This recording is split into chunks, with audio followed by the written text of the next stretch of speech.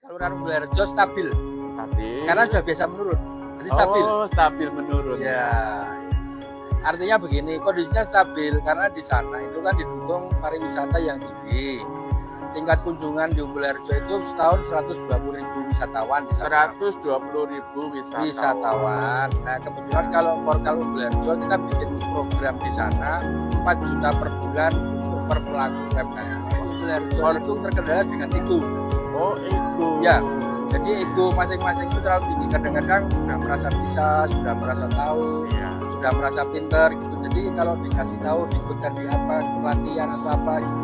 Termasuk ini tadi, kalau yang saya katakan, karena Umbulharjo yang setahu saya pemenang di tahun ini ya 2023 itu pemenang di Nata Sembada. Nata Sembada. Lah ini keren banget ini, jadi bisa jadi percontohan ya. Dan kebetulan karena Pak Lurah sendiri punya satu visi bahwa UMKM itu menjadi sokok gulunya ekonomi di Kelurahan. Oke, selamat sore. Assalamualaikum Pak Anton. Selamat sore, waalaikumsalam Pak Win. Gimana kabarnya? Alhamdulillah baik. Kita bisa ketemu di acara podcast pada sore hari ini. Iya.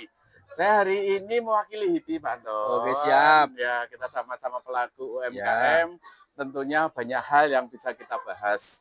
Nah, yang selama ini jadi fenomena cukup ramai itu adalah banyak di luaran sana itu omset pada menurun, kemudian dari UMKM sendiri mungkin harus bagaimana yang harus dilakukan. Nah, ini tema pada. Oke, baik. Ya, kalau di tempat Pak Anton sendiri bagaimana? Ya, di Kelurahan Umbulharjo stabil. Stabil. Karena sudah biasa menurun. Jadi stabil. Oh, stabil menurun. Ya. Artinya begini, kondisinya stabil karena di sana itu kan didukung pariwisata yang tinggi. Tingkat kunjungan di Umbulharjo itu setahun 120.000 wisatawan di sana. 120.000 wisatawan. Nah, kebetulan kalau Porkal Umbulharjo kita bikin program di sana 4 juta per bulan untuk per pelaku UMKM. Wah, Porkal Umbulharjo. Oke, saya ini ya. Dan ini tadi konteksnya bahasa menurun, itu mungkin kalau kita bicara nilai value, semenurun-menurunnya pun masih dalam taraf aman ya? Oh, aman. Aman ya, berarti ini tidak bisa dikategorikan bahwa di Kelurahan Umbulharjo dalam kondisi pilot tidak bisa dikatakan itu ya? Oh, bukan. Aman, ya? Jadi begini konsepnya, jadi kita coba berikan pengertian kepada teman-teman sebagaimana caranya memproduksi itu dengan seefisien mungkin. Seefisien mungkin. Sehingga meskipun dalam kondisi yang sulit itu masih bisa menikmati kue meskipun irisannya kecil. Oke, ya. Terus kondisi dari culture, suhu dari teman-teman sendiri, apakah kekompakannya, kemudian terjadi hal-hal yang keharmonisan dalam berorganisasi di mana itu Pak? Oh ya, saya pikir kalau itu ada masalah dan itu saya kan tidak dialami di kelurahan yang lain. Iya. Kalau kelurahan yang lain mesti baik-baik saja. Iya. Tapi kalau di Umbulharjo itu terkendala dengan ego. Oh, ego. Ya, jadi ego masing-masing itu terlalu tinggi. Kadang-kadang sudah merasa bisa, sudah merasa tahu, sudah merasa pinter gitu. Jadi kalau dikasih tahu, diikutkan di apa, pelatihan atau apa gitu yang agak susah. Ya, tapi dalam arti kata itu tidak bisa digeneralkan ya, itu cuma segelintir 1-2 Oh orang. ya. Karena memang termasuk saya.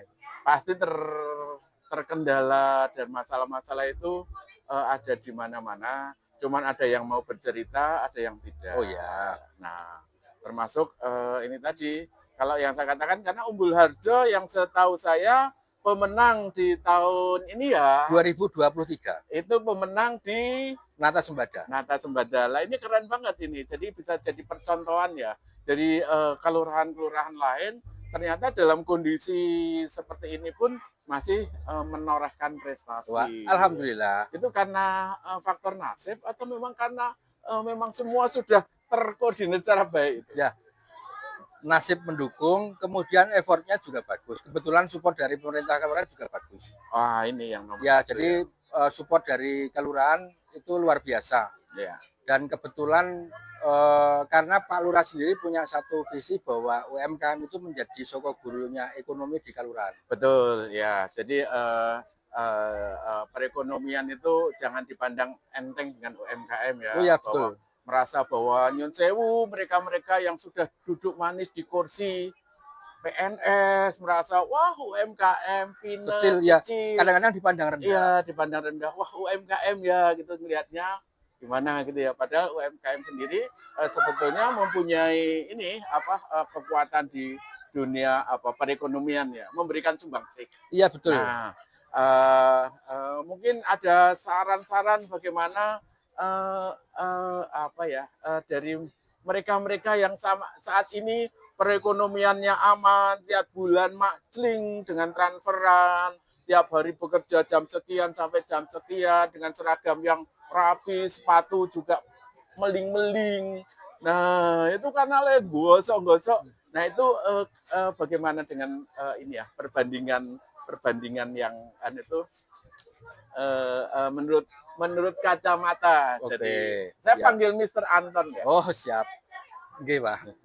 Ya, jadi kalau dikomparasikan dengan pegawai berarti ya. Iya. Kalau dikomparasikan dengan pegawai memang agak susah. Tapi begitu saya selalu menyampaikan ke teman-teman pelaku usaha di Umberjo, begitu nanti terjadi inflasi, orang pertama yang terdampak adalah pekerja dengan gaji tetap. Iya. Itu pasti terdampak pertama kali. Iya. Sebagai contoh misalnya pegawai. Iya. Itu mereka setiap bulan take home-nya hanya segitu saja. Iya. Tetap gitu. Iya. Tetapi pengusaha itu mau dibuat sehari, mau dibuat 1 juta, mau 2 juta, itu bisa. Iya, tergantung dari mempunyai ekspektasi Betul. bagaimana ini ya. Tergantung dari effortnya masing-masing. Jadi kalau sudah bicara kayak gitu kan mental perintis usaha dalam hal ini UMKM harus lebih iya. lebih berani mongkok ya. Betul. Karena di luaran sana ada yang UMKM omsetnya sampai tembus 100 juta ke atas, 200 juta ke atas Ya. gitu ya. Jadi memberikan inspirasi teman-teman UMKM jangan minder gitu ya. Jangan minder. Jadi UMKM itu sebetulnya pemegang kunci pertumbuhan ekonomi di tingkat paling rendah di tingkat kelurahan. Iya. Itu. Iya. Dan kalau boleh saya ini ya garis bawahi ya. Jadi kalau tadi jangan sampai orang-orang itu merasa merendahkan UMKM begini. Tapi ternyata UMKM pun juga mempunyai apa ya nilai plus dibanding yang lain. Terus kemudian kalau saya tuh lebih ekstrim lagi. Jadi di satu dinas yang membahas tentang UMKM, ya itu kalau nggak ada objeknya, nggak ada UMKM itu kira-kira dinas kerjanya apa ya? Nganggur. Nah ini yang perlu kita garis bawahi kan. Kita jadi objek, biarpun sebetulnya subjek juga. Jangan sampai jadi kesannya kita ngemis-ngemis dengan orang dinas ini, tapi kemandirian harus kita ini. Dan orang dinas ya nggak boleh terlalu wah kamu tuh UMKM binaan saya gini-gini. Lah binaan karena dia kerja kok. Nah, konsepnya harus sedikit dibalik Pak Win. Oh begitu ya? Ya kalau menurut saya konsepnya harus sedikit dibalik. Jadi program dari dinas itu sebetulnya yang harus menyesuaikan dengan apa yang dibutuhkan di masing-masing pelaku usaha atau di masing-masing kelurahan. Itu harus disesuaikan. Jadi mencari sumber permasalahannya. Sumber permasalahannya yang real gitu, apa gitu. Iya. Problem solvingnya. Problem solvingnya, betul. Bahasa Inggrisnya luar biasa. Saya juga nggak tahu kok ini bisa. Saya juga, wah ini jadi selesai Pak. Oh, iya. Terus gini, saya tuh kadang-kala tuh pengen menyampaikan bagaimana tuh supaya UMKM itu ditempatkan pada posisi ya setidak-tidaknya lah jangan dipandang rendah, jangan dipandang itu, tapi karena selama ini kayaknya wah dengan orang-orang yang kerja gini-gini sekali lagi kok kita nggak boleh minder, tapi bagaimana pemerintah itu mulai mengangkat, memberikan percaya diri. Ya, kebetulan itu saya punya pengalaman pribadi Pak. Nah, tapi jangan terlalu pribadi sekali. Oh, ini pribadi. Oh iya. Jadi pada waktu saya dulu saya menyukai gadis Pak, asli Wonogiri. Tapi wajar normal. Ya. Nah, ternyata sama orang tua tidak direstui orang tua mereka. Alasannya simpel saja. Karena saya bukan pegawai negeri. Walah. Ya. Nah, sejak saat itu saya dendam, Pak. Tetapi kata orang bijak, dendam yang paling bagus itu balaslah dengan kebaikan, dengan kesuksesan. Ini smart sekali. ada kalau di sana itu PNS pegawai negeri sipil ya. Ya. Kita juga PNS pegawai negeri swasta. Oh, pegawai swasta. Iya. Jadi sama-sama PNS lah. Ya. Dan yang jelas hari libur kita itu merdeka. Merdeka. Jadi ketika teman-teman harus bekerja karena sudah harus dilakukan, ada tetangga sakit, ada harus mengantarkan, kemudian maaf tetangga ada yang berduka harus melayat, itu waktunya lebih fleksibel. Ya? Lebih fleksibel. Jadi kita jadi nilai bersosial lebih tinggi. Lebih tinggi. Satu lagi Pak Win saya nambahi. Jadi kalau misalnya berkaitan dengan waktu tadi, coba tanya teman-teman yang PNS gitu ya. Itu setiap hari Minggu sore mereka mengeluh, aduh besok sudah hari Senin lagi.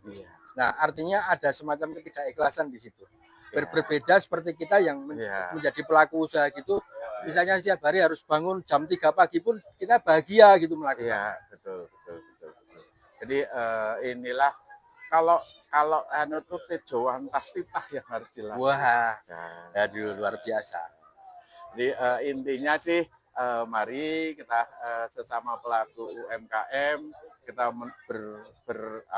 berkolaborasi, kita sama-sama ini. Yuk pemerintah pun juga kita duduk bareng bahwa kita itu sama-sama membutuhkan. Betul, sama-sama membutuhkan. Iya, pemerintah itu membutuhkan kita membutuhkan pemerintah. Jangan ada kesan bahwa nek ono opo-opo semacam surat-surat itu nyuwun sewu, muga-muga ra dingel-ngel. Oh iya.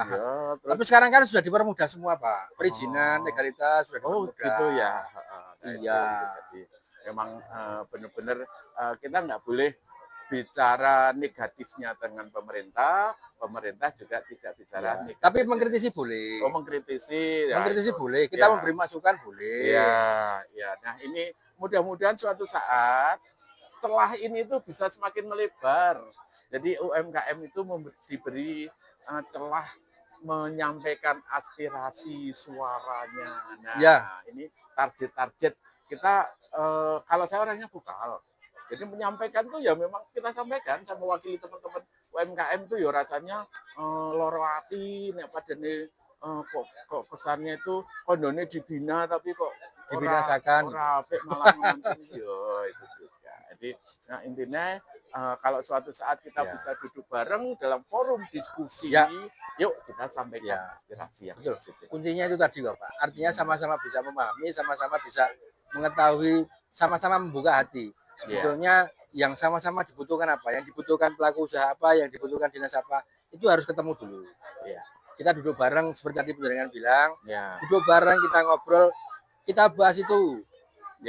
Terus satu hal lagi yaitu tadi bagaimana dari dinas itu bisa memotivasi teman-teman UMKM, perintis usaha itu benar-benar dibina, dimotivasi, dan kita pun juga dibeli tadi cerah ya, memberi kritisi ya, karena kalau mereka itu terlalu cuek dengan kita orang ini ya setidak-tidaknya janganlah. Mungkin sebetulnya bukan cuek Pak, karena informasi yang diterimanya yang belum lengkap. Oh gitu ya. Bapak keluarga PNS ya. Sepertinya saya menggiring opini tapi kok tidak ditangkap. Anton, saya merasakan bahwa kita itu bisa posisi mendua. Ketika posisi kita itu kadang-kala membantu orang dinas, karena kita juga penggiat untuk ini ya, merangkul UMKM itu maju, tapi kita juga memposisikan diri ketika kita sebagai pelaku UMKM. Nah, menurut Pak Anton, karena saya sendiri jujur dulu banyak berkecimpung di dunia marketing ya. Nah, yang selama ini menurut Pak Anton, dari UMKM itu bagaimana pemerintah itu sudah mulai membantu, memberikan celah untuk bisa masuk di dunia marketing dunia itu. Menurut Pak Anton gimana itu? Sebetulnya fasilitasi dari pemerintah itu sebetulnya banyak. Sudah beberapa tahun ini fasilitasi dari pemerintah itu sudah cukup banyak.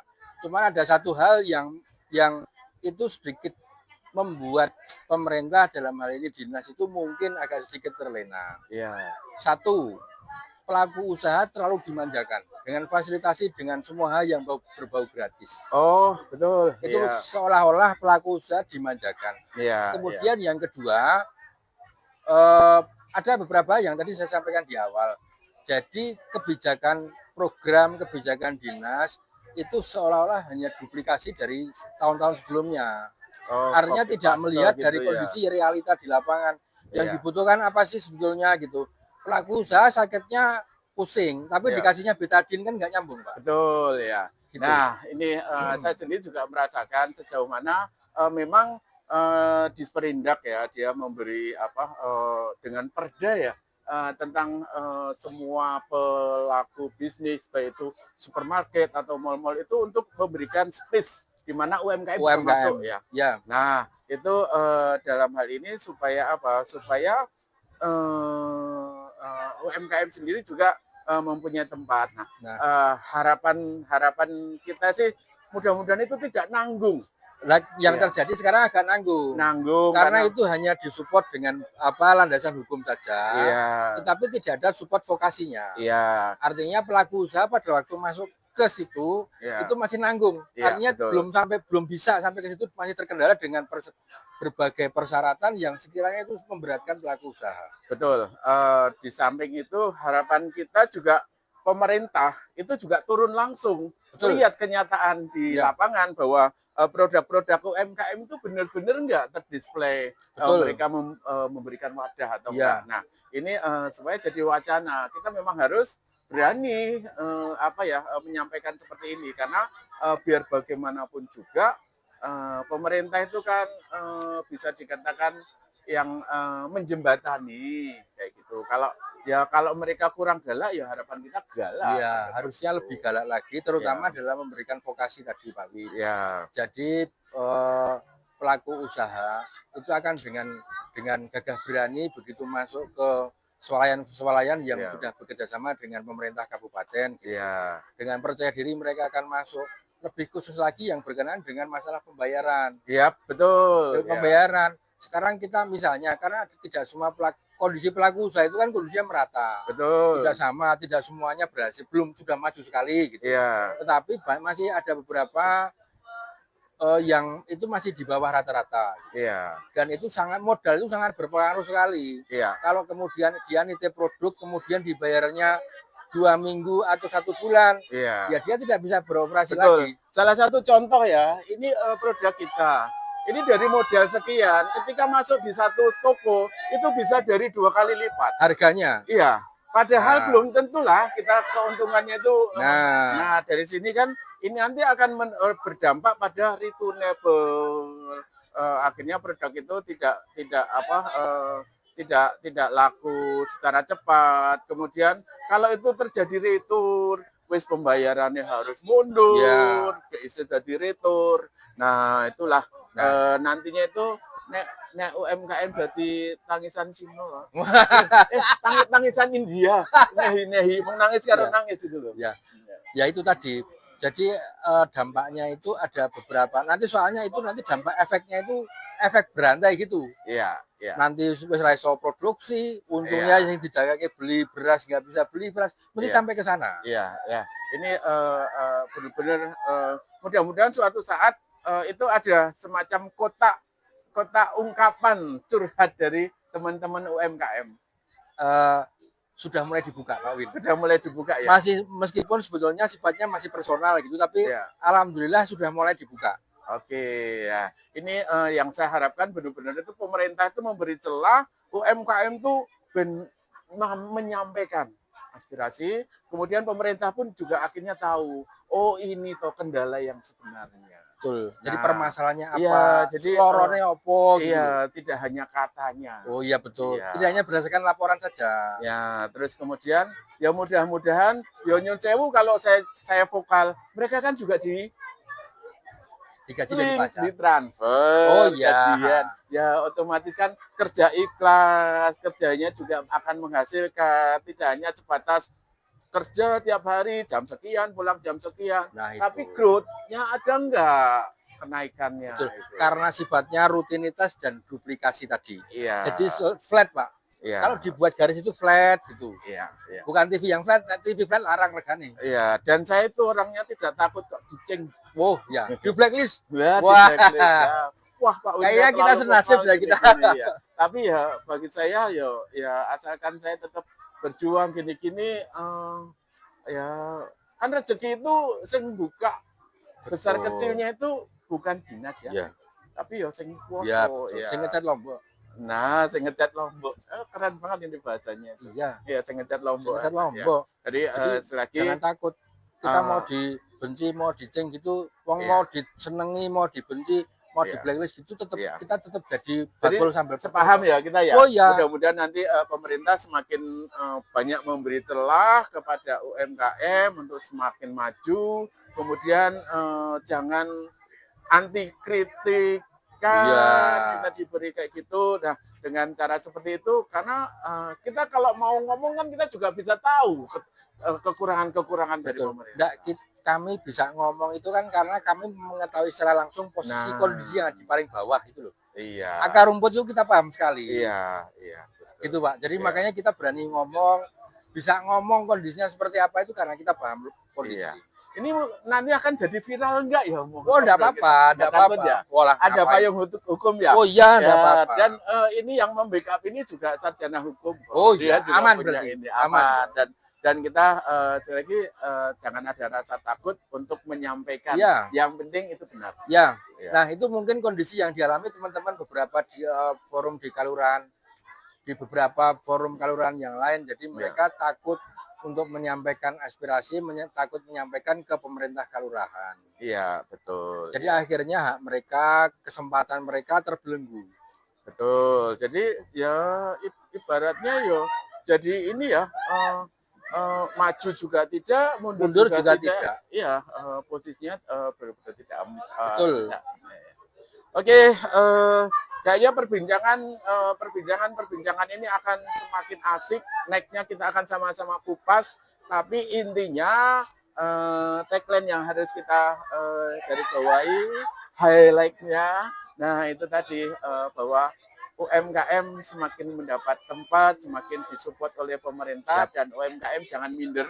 Ya, jangan minder. Tambah semangat. Harus jangan minder. Ya. Apapun usahanya jangan minder. Ya, dan sekali lagi pemerintah bukan momok juga. Oh, bukan momok. Ya, itu partner kita. Partner kita juga, ya, dan juga kita tidak bernegatif ya. dengan pemerintah, dinas, tapi intinya yuk maju bareng ya membangun usaha gitu tadi. Oke, gitu dulu. Oke, siap.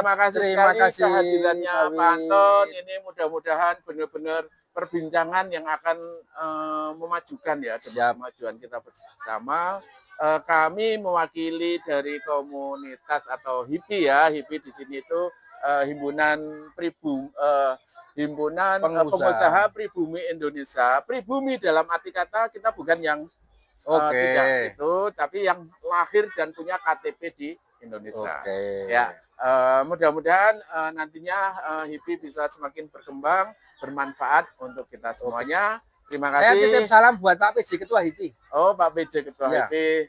Nah, yang bongsor itu loh. Iya, dia jadi payung kok. Wah, pas sesuai itu berarti sudah sesuai. Dia juga belusuannya berani, ke dinas juga berani. Luar biasa. Nah, itu sukses terus buat sosok yang memang layak. Oke. Siap. Terima kasih. Terima kasih. Salam untuk teman-teman. Ya.